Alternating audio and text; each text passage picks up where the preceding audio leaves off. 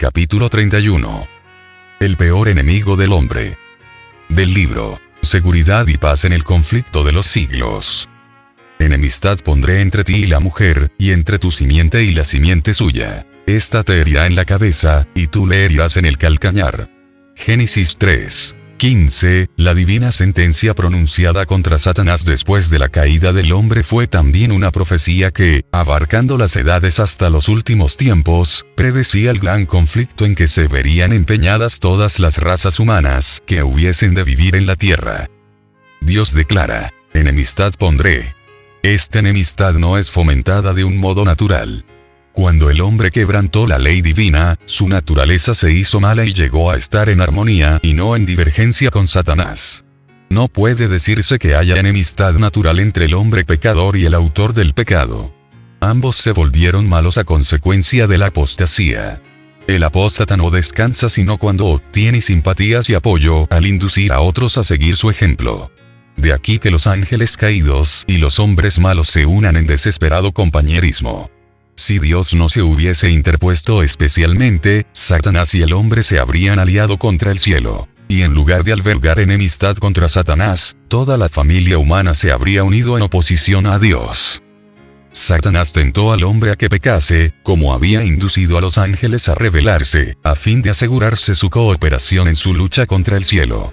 No había disensión alguna entre él y los ángeles caídos en cuanto al odio que sentían contra Cristo. Mientras que estaban en desacuerdo tocante a todos los demás puntos, era unánime su oposición a la autoridad del legislador del universo.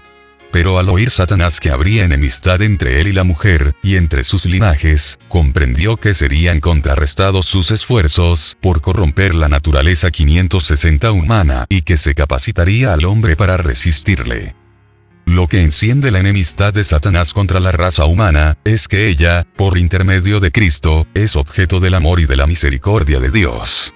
Lo que él quiere entonces es oponerse al plan divino de la redención del hombre, deshonrar a Dios mutilando y profanando sus obras, causar dolor en el cielo y llenar la tierra de miseria y desolación. Y luego señala todos estos males como resultado de la creación del hombre por Dios. La gracia que Cristo derrama en el alma es la que crea en el hombre enemistad contra Satanás. Sin esta gracia transformadora y este poder renovador, el hombre seguiría siendo esclavo de Satanás, siempre listo para ejecutar sus órdenes. Pero el nuevo principio introducido en el alma, crea un conflicto allí donde hasta entonces reinó la paz.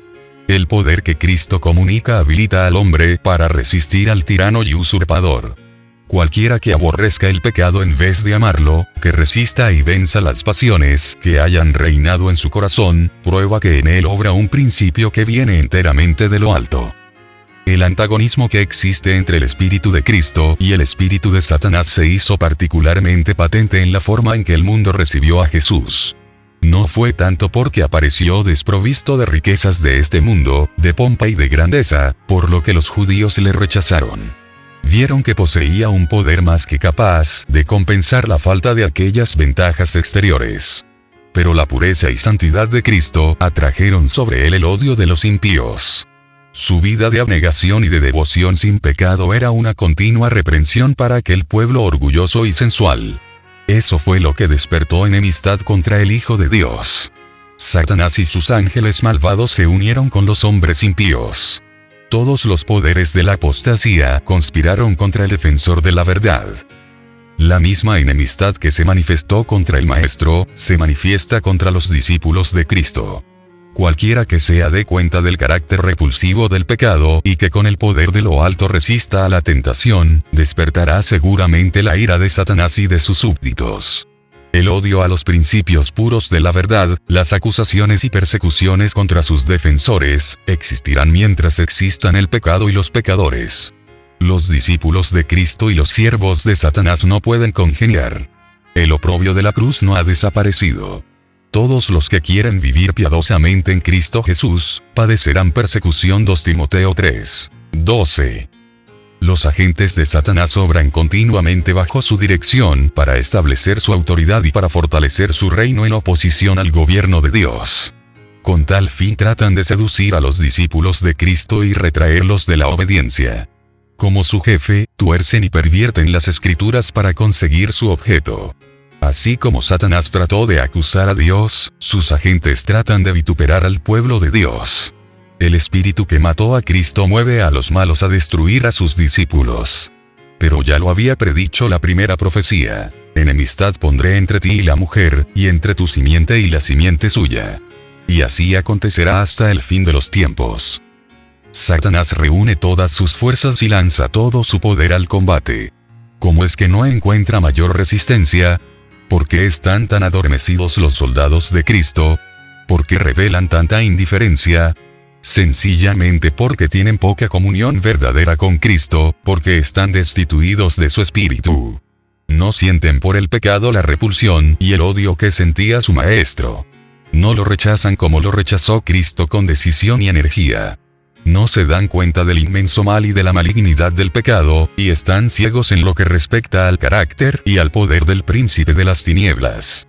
Es poca la enemistad que se siente contra Satanás y sus obras, porque hay mucha ignorancia acerca de su poder y de su malicia, y no se echa de ver el inmenso alcance de su lucha contra Cristo y su iglesia. Multitudes están en el error a este respecto. No saben que su enemigo es un poderoso general que dirige las inteligencias de los ángeles malos y que, merced a planes bien combinados y a una sabia estrategia, guerrea contra Cristo para impedir la salvación de las almas. Entre los que profesan el cristianismo y hasta entre los ministros del evangelio, apenas si se oye hablar de Satanás, a no ser tal vez de un modo incidental desde lo alto del púlpito. Nadie se fija en las manifestaciones de su actividad y éxito continuos. No se tienen en cuenta los muchos avisos que nos ponen en guardia contra su astucia. Hasta parece ignorarse su existencia. Mientras los hombres desconocen los artificios de tan vigilante enemigo, éste les sigue a cada momento las pisadas. Se introduce en todos los hogares, en todas las calles de nuestras ciudades, en las iglesias, en los consejos de la nación, en los tribunales, confundiendo, engañando, seduciendo, arruinando por todas partes las almas y los cuerpos de hombres, mujeres y niños, destruyendo la unión de las familias, sembrando odios, rivalidades, sediciones y muertes. Y el mundo cristiano parece mirar estas cosas como si Dios mismo las hubiese dispuesto y como si debiesen existir. Satanás está tratando continuamente de vencer al pueblo de Dios, rompiendo las barreras que lo separan del mundo. Los antiguos israelitas fueron arrastrados al pecado cuando se arriesgaron a formar asociaciones ilícitas con los paganos. Del mismo modo se descarría el Israel moderno.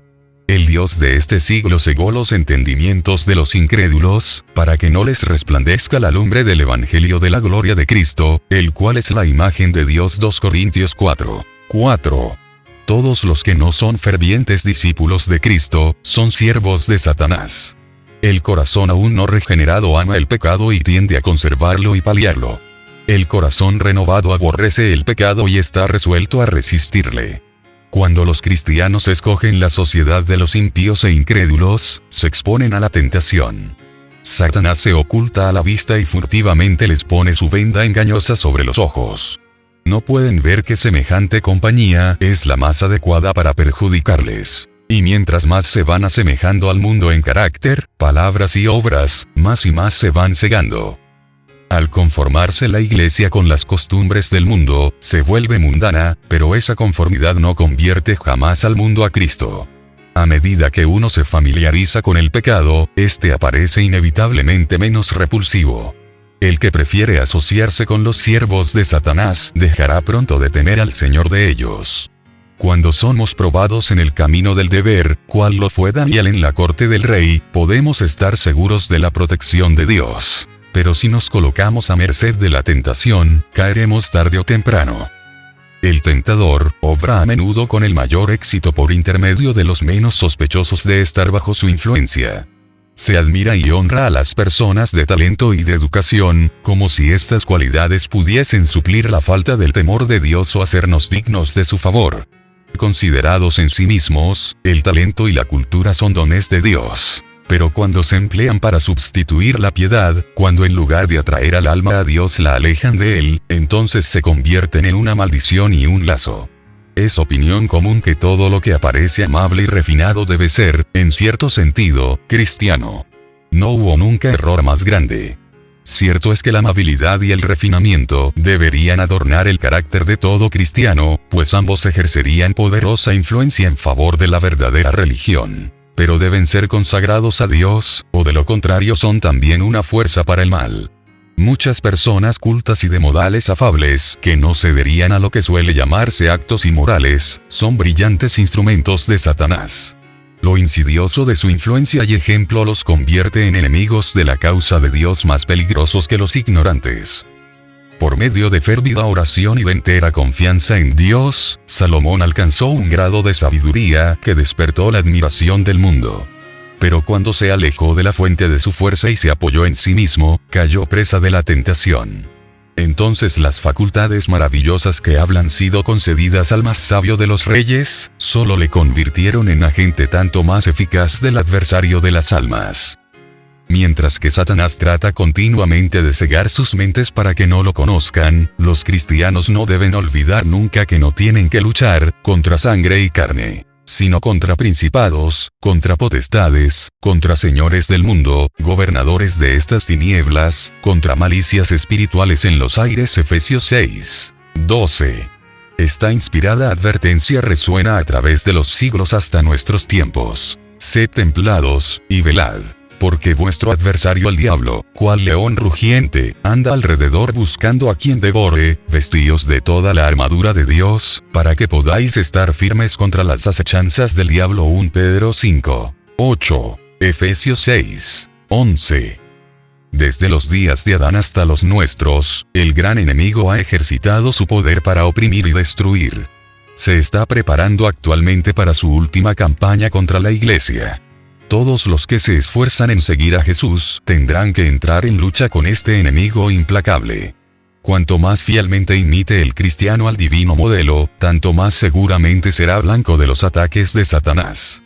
Todos los que están activamente empezados en la obra de Dios, tratando de desenmascarar los engaños del enemigo y de presentar a Cristo ante el mundo, podrán unir su testimonio al que da San Pablo cuando habla de servir al Señor con toda humildad y con lágrimas y tentaciones.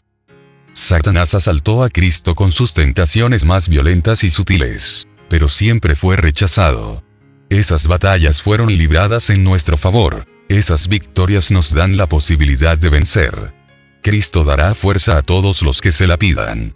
Nadie, sin su propio consentimiento, puede ser vencido por Satanás. El tentador no tiene el poder de gobernar la voluntad o de obligar al alma a pecar. Puede angustiar, pero no contaminar. Puede causar agonía, pero no corrupción. El hecho de que Cristo venció debería inspirar valor a sus discípulos para sostener denodadamente la lucha contra el pecado y Satanás.